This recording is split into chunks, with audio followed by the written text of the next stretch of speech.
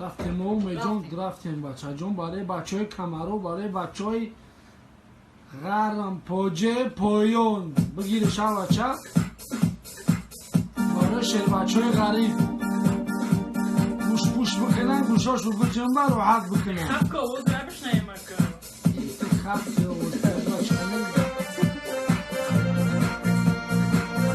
برای شیر بچه های پوجه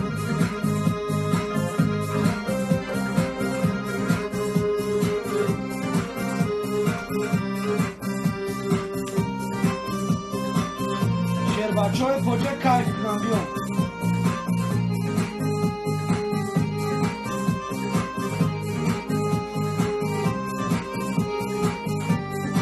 این پوجه پتوجه بفایز برکه دا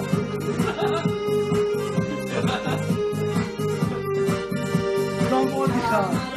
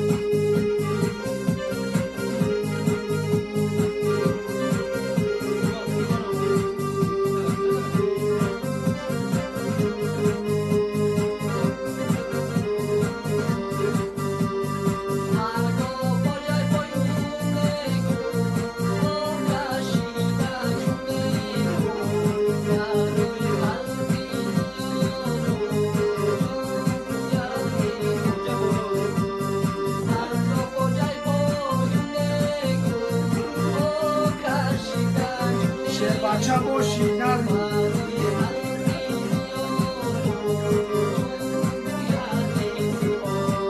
برای خفت دو بینت کردن